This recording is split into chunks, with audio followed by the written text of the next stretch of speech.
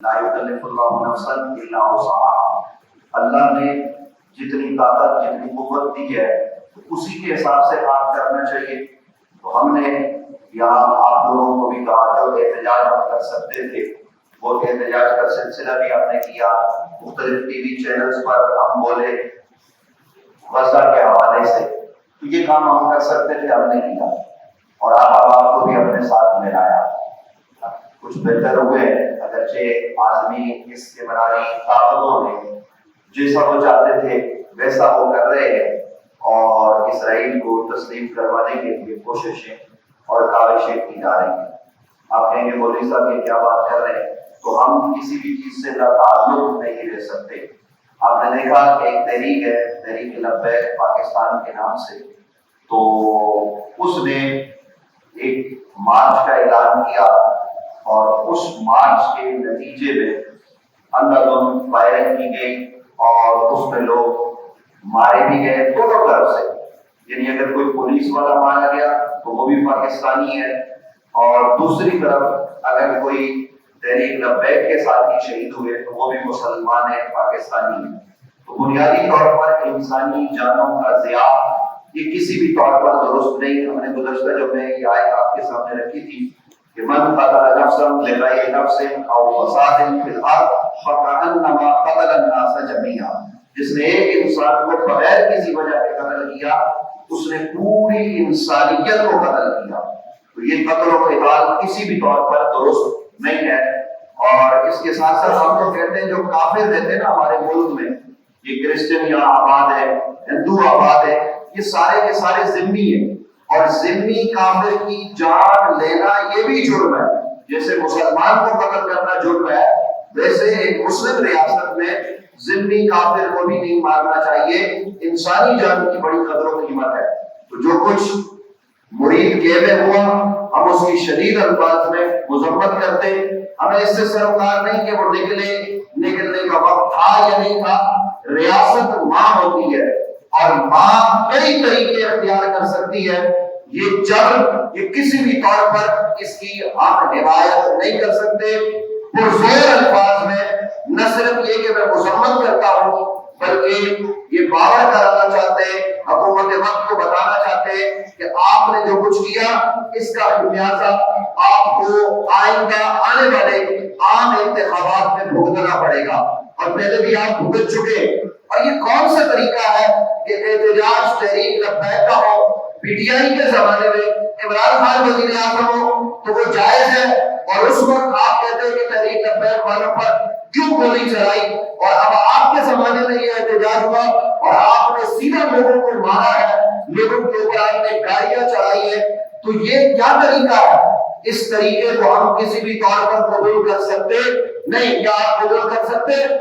آپ اٹھا کے جواب دیجیے۔ اور پھر اس کے ساتھ ساتھ جو ظلم ہو رہا ہے، اور یہ میں کہنا چاہتا ہوں وزیر اعظم صاحب سے اور میں وزیر داخلہ صاحب سے اور دیگر جو قوت ہے ان سے مخاطب ہوں اور ان کو یہ کہنا چاہتا ہوں کہ جناب آپ یہ کیا کر رہے ہیں کہ راولپنڈی، اسلام آباد اور پھر لاہور پنجاب کے مختلف علاقوں میں مساجد کو سیل کیا جا رہا ہے، ان پر تالے لگائے جا رہے ہیں، پولیس والے جا کے اعلان کر رہے ہیں کہ جناب آج کے بعد اس مسجد میں وہ امام نماز نہیں پڑھائے گا، یہ ہوگا، اور مساجد پر تالے لگا دیے گئے۔ یہ کون سا طریقہ ہے؟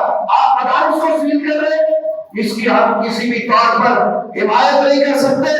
ایسے لوگوں کی شدید الفاظ میں مذمت کرتے ہوئے یہ کہتے ہیں کہ ملک میں افراتفری مت پھیلاؤ، اور ایسے عناصر جو یہ کر رہے ہیں یہ کسی بھی طور پر ہمارے دوست نہیں ہو سکتے۔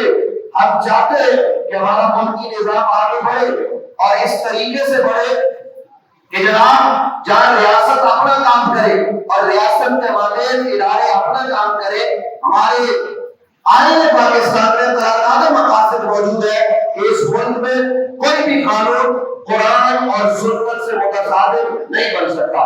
اگر کوئی احتجاج کرتا ہے تو آپ اس کو احتجاج کرنے کا حق دیں، روکنا ہے تو روکنے کے کئی طریقے ہو سکتے ہیں، لیکن یہ تصادم کسی بھی طور پر ہمارے ملک کے حق میں نہیں ہے۔ ہمارے اس وقت دیکھیے جو کچھ افغانستان کے بارڈر پر ہو رہا ہے، جو کچھ انڈیا کے بارڈر پر ہو رہا ہے اور انڈیا کی ایمان پر افغانستان کے لوگ ہم پر حملہ آور ہو چکے ہیں، تو یہ اس وقت ہم ملک کے اندر افراتفری پھیلائیں، ہم بارڈر پر جو صورتحال ہے ہم اس حوالے سے پاک فوج کے ساتھ ہے، ہم حکومت کی پالیسی کے ساتھ ہے، لیکن ساتھ ہی یہ بتانا چاہتے ہیں کہ جناب ہم محب وطن لوگ ہیں، یا رسول اللہ کے والوں نے پاکستان بنایا ہے۔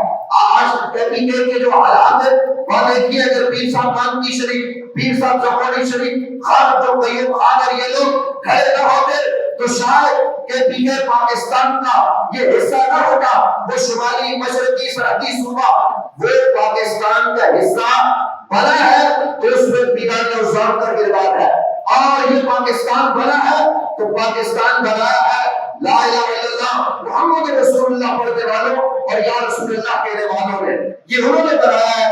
آج ان پر اگر گولی چلے گی تو کیسے برداشت کیا جا سکتا ہے؟ کسی ایک آدمی پر بھی گولی چلے تو یہ ہمیں قبول نہیں ہے، ہمیں کتنا ہی بڑا مجرم کیوں نہ ہو، ریاست کا کام ہے اس کو پکڑ کے عدالت میں پہنچائے۔ اور ہم آگے کی بات کرنا چاہتے ہیں کہ خدا کا واسطہ ہوش کے ناخن لیجیے، اور جو کچھ ہو چکا اب اس پر آپ پٹرول ڈالنے کے بجائے پانی ڈالیے اور لوگوں کے دکھوں کا مداوع کیجیے، یہ طریقہ درست نہیں۔ اگر کوئی وہاں کارکن شہید ہو گیا یا پولیس والا شہید ہو گیا، میں دونوں طرف کے لوگوں کو شہید کہہ رہا ہوں، مگر میں یہ کہنا چاہتا ہوں کہ آپ اس کارکن کے گھر میں جائیں کہ جنازہ ہماری مرضی کے مطابق پڑھو، 2 گھنٹے کے اندر تدفین کرو، 30 سے زیادہ آدمی نہ ہو، یہ کیا ہے؟ یہ جبر، یہ طریقہ درست نہیں ہے۔ آپ سے غلطی ہو گئی، آپ اپنی غلطی کا اعتراف کیجئے۔ تحریک لبیک سے اگر کوئی غلطی ہوئی تو وہ اپنی غلطی کا اعتراف کرے، لیکن یہ درست نہیں کہ آپ یا رسول اللہ والوں کو دیوار کے ساتھ لگائیں۔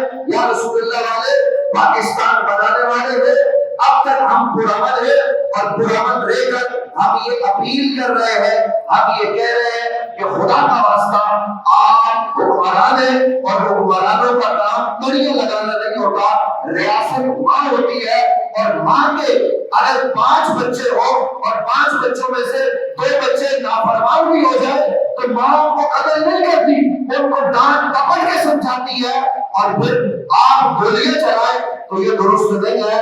کیا گولی چلانا درست ہے؟ یہ عمل آپ بتائیے، آپ اٹھا کے جواب دیجیے، جی آپ اٹھا کے جواب دیجیے۔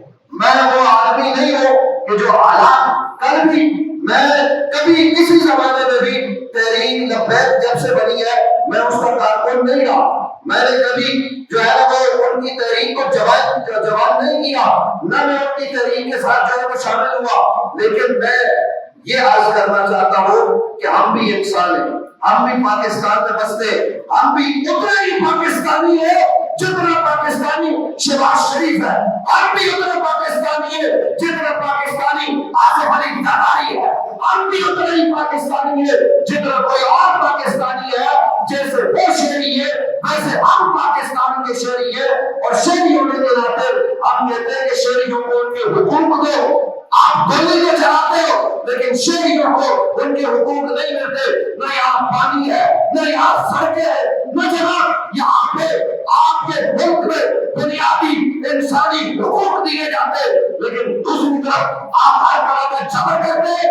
ہم جبر کا کبھی بھی ساتھ نہیں دے سکتے، اور ہم یہ مطالبہ کرتے ہیں کہ آزاد جوڈیشل کمیشن بنایا جائے، آزاد ججوں پر وہ تحقیق کرے کہ مرید کہتے ہوا کیا، غلطی کسی کی، کیا تحریک لبیک نے غلطی کی، کیا حکومت وقت نے، یا وہاں ان لوگوں نے غلطی کی، اس کا باقاعدہ فیصلہ ہونا چاہیے۔ اور بالکل آخر میں آپ عوام کو یہ میں بتا دینا چاہتا ہوں، اس وقت مرزا مسرور سے لے کر نیچے تک مرزائی خوشیاں منا رہے ہیں، اور وہ کہہ رہے ہیں کہ جناب ہمارے جو تم نے یہ جو جماعت خانے بند کیے، یا جو تم نے قادیانیوں کے خلاف آواز بلند کی ہے، تو ہم اس بنیاد پر یہ کہہ رہے ہیں کہ ہماری مرضی سے ہوا۔ تو میں یہ سوال کرتا ہوں، اگر یہ کچھ مرزا مسرور کی مرضی سے ہوا تو اس کو واضح ہونا چاہیے، حکمران صرف اس مسئلے کو کلیئر کرے کہ مرزا مسرور ہو یا بڑے بڑے قادیانی جو ہوشیاں بنا ہے وہ یہ پیغام دے قرآن بتائے شہباز شریف صاحب آپ بولو، محسن نقوی آپ بات کرو، آپ کے جو وزیر اطلاعات ہے وہ یہ بتائے کہ یہ سب کچھ قادیانیوں کے کہنے پر نہیں ہوا۔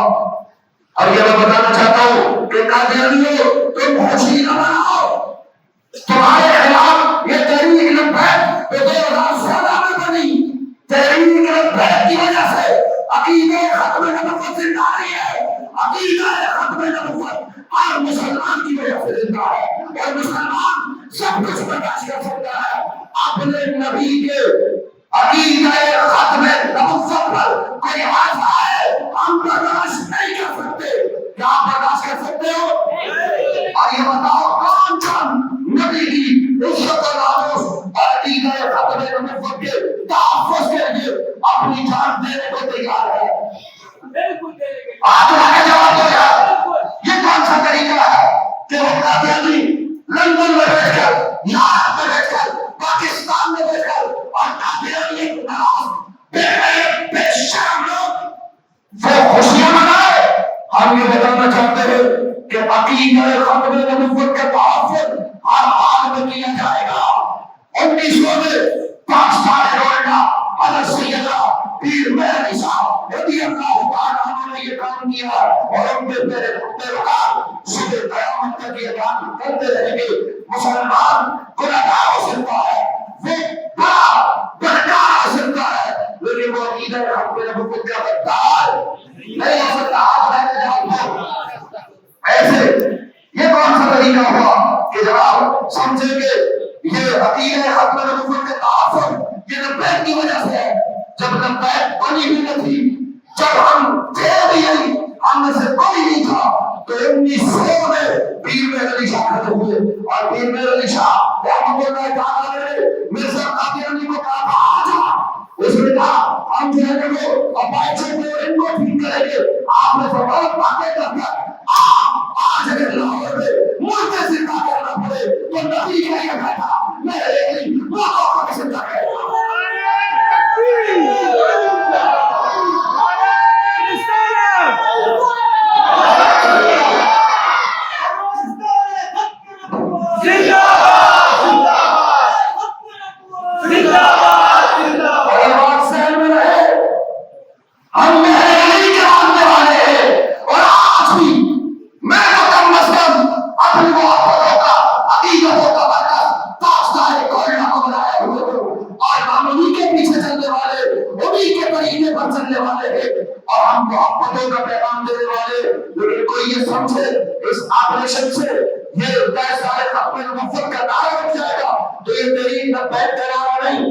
مسلمان کہا رہا ہے بولیے تاجدار ختم نبوت تاجدار